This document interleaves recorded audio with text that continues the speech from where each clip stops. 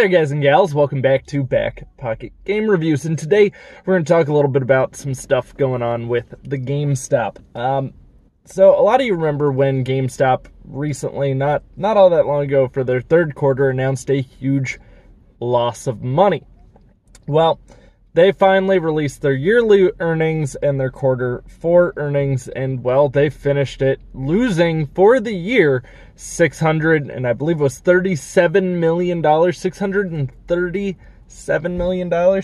Might actually been more than that, but I'm pretty sure it was $637 million, which is an insane amount of money to lose in 1 year.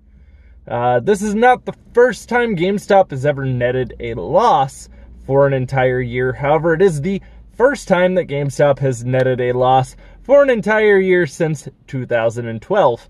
So that is a very long time. And the last time it was, well, due to the end of a console generation. This time it is, again, possibly in part due to the end of a console generation coming about.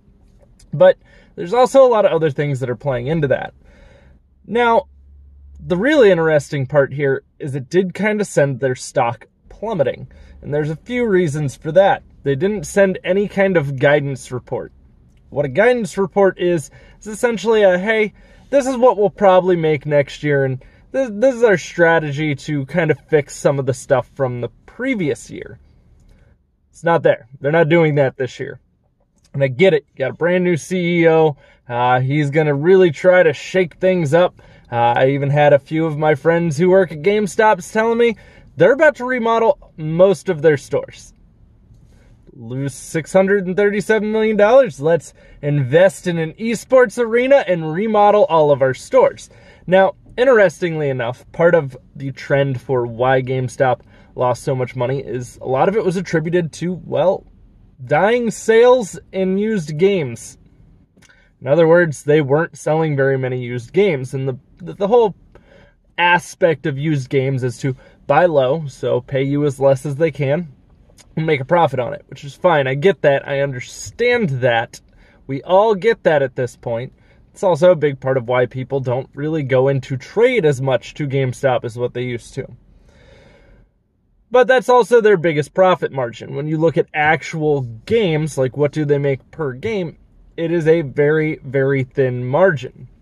And an even thinner margin would be digital games. They make less by selling you a digital copy of something. Well, digital games were up for GameStop. I'm sure that was prior to Sony announcing you can no longer go in and buy a digital game code at any retailer. So I can't go in and be like, yeah, I want this game digitally for my PlayStation. They would essentially tell me to buy PSN currency. So that kind of sucks for GameStop. But digital is not really the category that they would want to grow. As I said, that is a very, very thin margin. That is thinner than regular games are for them.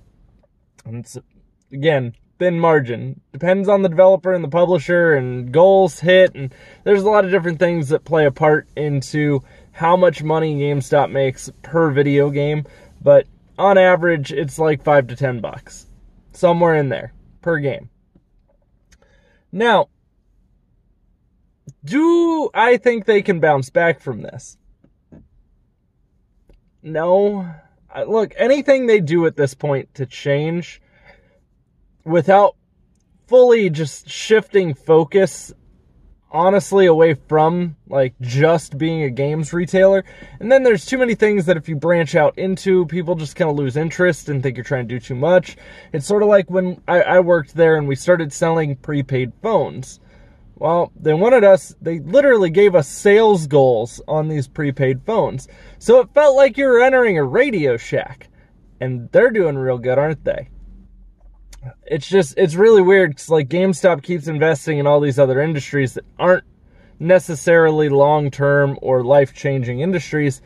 And it's even more weird because at one point in time, GameStop wasn't a company that did bad. They were doing really good. They were booming. As I said, they've posted a loss one other time back in 2012.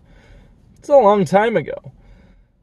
And for them to be profitable every year since then, but never think, hey, let's possibly start reinvesting a lot more money into future-proofing, Don't get me wrong, there have been some steps and some really good decisions that were made. Like buying ThinkGeek was probably an amazing decision.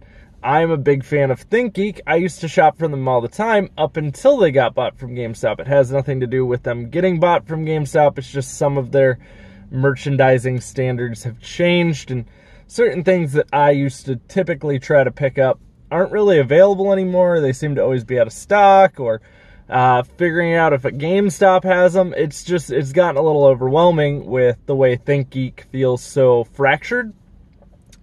And that's not a good way for that to operate. Also, GameStop probably has one of the worst websites in the entire world, especially seeing as that it gets hacked relatively regularly and has had plenty of other issues on top of that. Let alone, I mean, it's just, if I'm going to buy something off a website, Amazon typically has free 2-day shipping. I mean, there's a lot of companies that offer free shipping. So it's just, I don't know. There's just so much here, and I don't know if there's any one thing or multiple things GameStop will be able to do to bounce back. Their stock dropped below 10. It did bounce back above 10 yesterday. It is again below 10 now today. And it's actually at its lowest, it dropped below 9. And this is just over since they've announced that Q4 loss. I mean, that is a huge loss. That is an outrageously large loss. I mean, this is a company that went from making billions with a B a year to losing hundreds of millions in 1 year. That's absolutely insane. And they even sold a company. They sold one of their subsidiaries for $700 million. Now, granted, they also cited that there was a weak lineup of games this year. I would probably beg to differ. I would probably say last year was one of the greatest years for games. You had God of War, you had Spider-Man, you had Red Dead Redemption. You had a lot of games that didn't wind up selling quite as well as expected, at least not physically, and then sold tremendously well digitally. Anthem would actually be a great example of that, but that is also a part of that earning period, by the way. That would be a part of that period for GameStop. Anthem actually sold really well digitally. Same with Tom Clancy's The Division 2. So it is kind of interesting to see how this is unfolding for them. And again, I really do hope they figure out a way to pull people back in. Maybe this whole cultural phenomenon thing the new CEO wants to turn them into, maybe that'll fix it. But only God knows. So, guys, let me know what you think down in the comments down below. Also, if you enjoy the video, don't forget to drop a thumbs up. Those interactions apparently will help get me favored again by the algorithm, supposedly. And also, for those of you who follow me on Facebook, my wife actually recently started streaming on Facebook pretty regularly. She may even be streaming today, from what I've been led to understand. She has a stream schedule, Monday, Wednesday, Friday. That's her stream schedule. And I share her stuff on Facebook all the time. So if you'd like to follow her, you can check her out over on her page, which is Jinja Ninja Gaming. Same thing she had on Twitch. And also, if you're new here, don't forget to click the subscribe button and ding the bell. The bell will let you know when I upload. And if you want to follow me anywhere else, links are as always in the description box down below. And I will see you guys all later with plenty more content coming. Tomorrow, we're probably going to do a state of the channel, just as a heads up for those of you who are still here and watching at the very end of this video. We're going to talk about where my mental health is at, because it hasn't been good. It's gotten much better, but it hasn't been a pleasant time being me the last 2+ weeks. So, guys, thanks for watching. I'll see you all soon. I'll have plenty more content coming for you.